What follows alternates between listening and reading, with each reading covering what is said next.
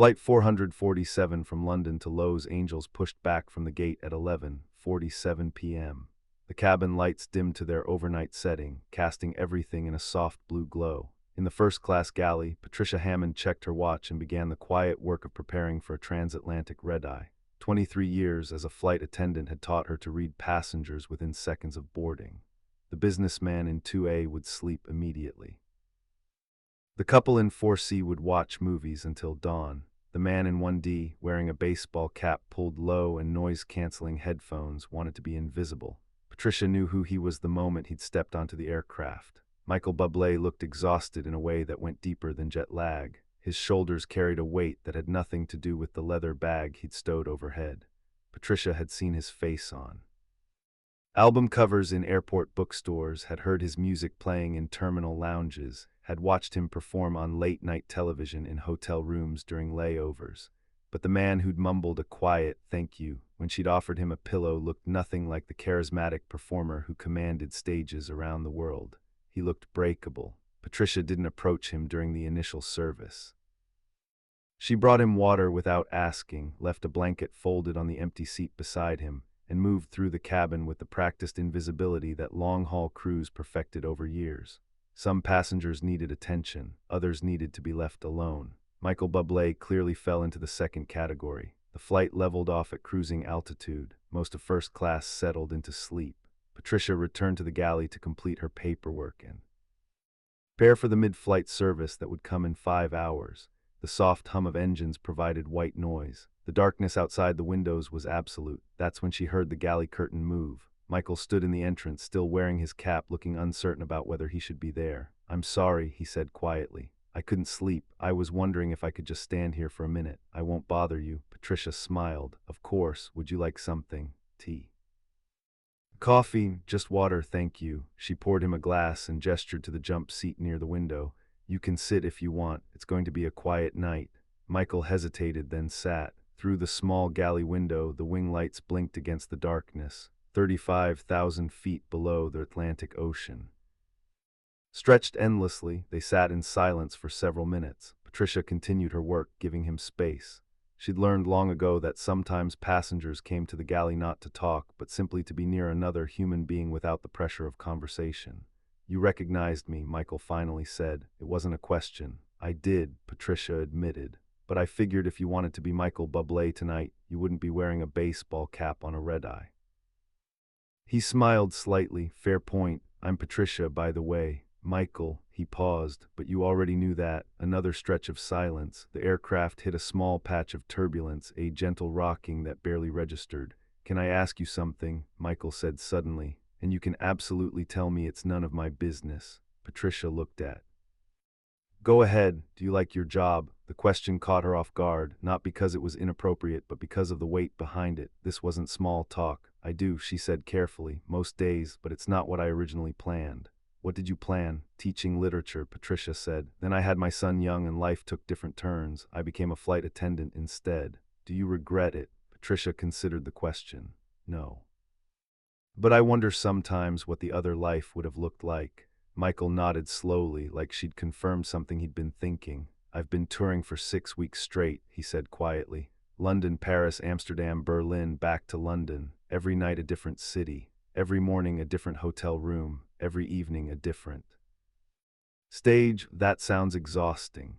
"It is." He turned the water glass in his hands. "But that's not the hard part. The hard part is that I'm good at it, really good at it. The shows are incredible. The audiences are amazing. Every night I walk on stage and for 2 hours I'm exactly who I'm supposed to be." Patricia waited. She could sense there was more. "And then the show ends," Michael continued, "and I go back to the hotel room and I'm alone. And I don't know who I am anymore outside of those 2 hours." The vulnerability in his voice was startling. This wasn't the smooth crooner from the album covers. This was someone trying to articulate something he maybe hadn't said out loud before. "I'm sorry," he said, shaking his head. "I don't know why I'm telling you this. You don't need to hear about my existential crisis." At 35,000 feet, "It's okay," Patricia said gently. "Sometimes it's easier to talk to strangers." Michael was quiet for a moment. "My wife is amazing. My family is supportive. I have friends who care about me. but they all see me as Michael Bublé, the performer. Even when I'm home, there's this expectation that I'm supposed to be on, charming and confident and always okay. But you're not always okay, Patricia said. No. His voice was barely above a whisper. I'm not. The galley suddenly felt smaller, more intimate. Patricia found herself genuinely moved by this stranger's honesty.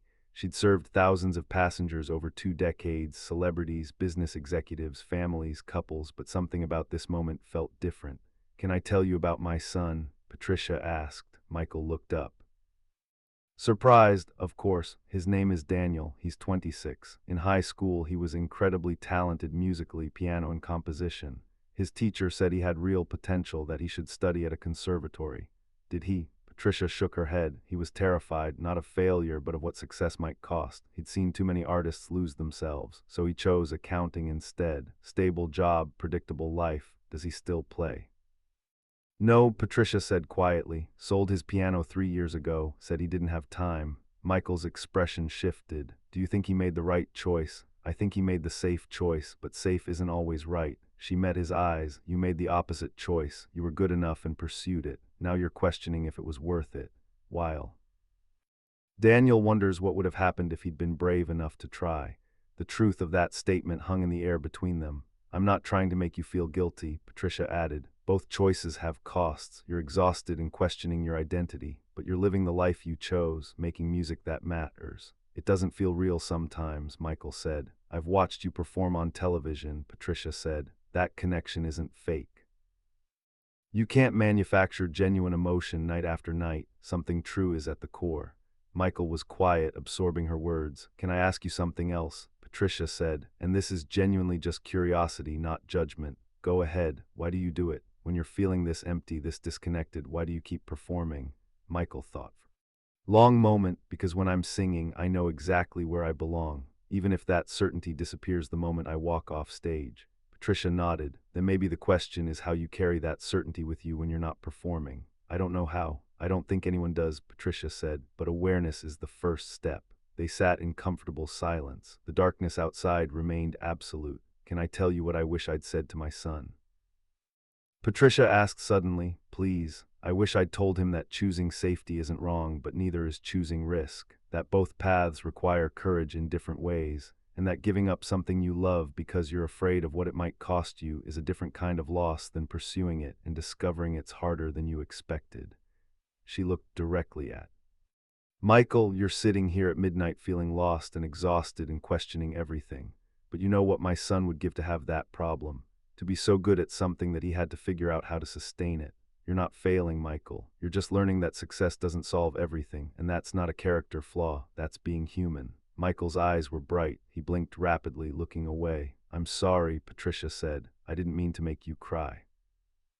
No, it's okay. His voice was thick. It's just, no one's ever said that to me before. Everyone in my life tells me how lucky I am, how grateful I should be, and I am grateful, but gratitude doesn't make the loneliness go away. It shouldn't have to, Patricia said firmly. You can be grateful for your success and still struggle with what it costs you. Those things aren't mutually exclusive. Michael wiped his eyes with the back of his hand. Thank you for listening and for being honest with me. Thank you for being honest first, Patricia said. That takes more courage than people realize. Another passenger appeared in the galley entrance, breaking the moment. Patricia stood to help them, and when she turned back, Michael was standing as well. I should try to sleep, he said. We still have 6 hours until landing. Get some rest, Patricia said warmly. And Michael, whatever you're carrying, you don't have to carry it alone. He smiled, a real smile this time. I'll remember that. Michael returned to his seat. Patricia watched him settle in, pulling the blanket over himself. Within 20 minutes he was asleep, the first genuine rest he'd probably had in weeks. Patricia didn't see Michael again until landing. He deplaned quickly, offering her a quiet thank you as he passed. She nodded, expecting that to be the end of the story. Just another passenger, another conversation, another moment that would fade into the thousands of flights that made up her career.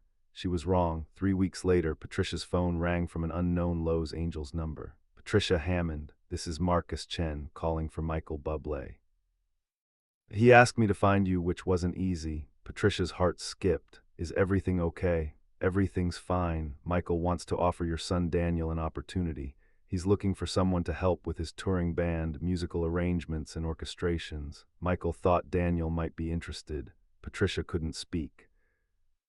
Michael's been thinking about your conversation, Marcus explained, about choosing safety versus risk. He wants to offer Daniel a chance to explore music again, with support, without the spotlight pressure. Tears filled Patricia's eyes. Why would he do this? He said you gave him something valuable on that flight. He wants to give something back. Patricia was crying now. I don't know what to say. You don't have to say anything to me, Marcus said kindly. But if you could pass this information to Daniel, Michael would like to speak with him. No pressure, no expectations, just a conversation about whether this might be something he'd want to explore. I'll tell him, Patricia managed. Thank you, please tell Michael. Please tell him thank you. Patricia called Daniel that evening. His reaction moved. From disbelief to skepticism to cautious hope. Why would he do this for me? Because someone showed him kindness when he needed it, Patricia said. 3 days later, Daniel met Michael in Lowe's Angels. They talked for 2 hours. Daniel played piano for the first time in 3 years. Michael listened without judgment. At the end, Michael offered him the position. Daniel accepted. For the next year, Daniel traveled with Michael's band, working on arrangements and orchestrations.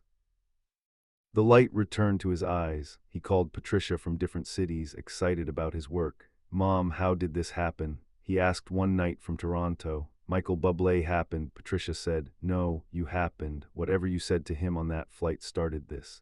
I just listened, she said. That's everything. 1.5 years. After that flight, Patricia was working another London to Lowe's Angels red-eye. She was in the galley doing paperwork when she heard the curtain move. She looked up. Michael Bublé stood there, smiling, this time without the baseball cap, this time looking rested. Patricia, he said warmly, I was hoping you'd be working this flight. Michael, she was genuinely surprised. What are you doing here? Flying home, he said, but also I wanted to thank you in person. For what you did, I didn't do anything except talk to you. You listened to me, Michael corrected, and you told me the truth when I needed to hear it. And because of that conversation, Daniel is now one of the most talented people on my team. He's brilliant, Patricia. You should be so proud of him. I am, Patricia said, her voice catching. But this opportunity you gave him wasn't charity, Michael interrupted gently. He earned his place. I just gave him a chance to show what he could do. The rest was him. Still, Patricia said, what you did changed his life, and mine. You changed mine first, Michael said quietly. That night on the plane, I was at my lowest point. I was questioning everything, my career, my choices, whether any of it mattered. And you reminded me that struggle doesn't mean failure. That being grateful and being lonely can coexist, that I'm human, not just a performer. He paused, looking through the galley window at the darkness outside. I started seeing a therapist after that conversation, he continued. Started being more honest with my wife about how I was feeling. Started understanding that I don't have to be on all the time. That the people who love me want to know the real me, not just the version that performs. Patricia's eyes filled with tears. I'm so glad, so thank you, Michael said, for seeing me that night when I desperately needed to be seen, and for trusting me with Daniel. Watching him rediscover his passion for music has been one of the greatest privileges of my career. They hugged there in the galley, two people who'd changed each other's lives through one honest conversation at midnight.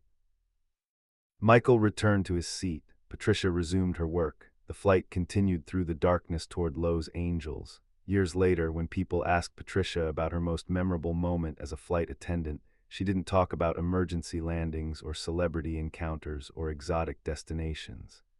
She talked about a midnight conversation with a lonely performer who'd needed someone to listen, and about how sometimes the smallest act of kindness, simply being present for another human being's pain, can ripple outward in ways you never expect. Daniel still works in music. He's composed for film now, won awards, built a career that honors his talent without destroying his peace. He credits Michael Bublé for giving him a second chance. But Michael credits Patricia for reminding him that success doesn't mean having all the answers. That vulnerability is strength. That connection matters more than perfection. And Patricia, she retired from flying 2 years ago, but she still thinks about that night, about the man in the baseball cap who looked so breakable, about the conversation that had happened because someone chose honesty over pretense. Some encounters last 2 minutes and feel like nothing. Others last 2 hours and change everything. You can't always predict which will be which. You can only show up fully, listen deeply, and trust that authentic connection will find its way to where it needs to go. Flight 447 landed in Los Angeles at 6:23 a.m. The sun was rising over the Pacific. Michael Bublé walked through the terminal, no longer trying to be invisible. Patricia Hammond returned to the aircraft to prepare for the next flight.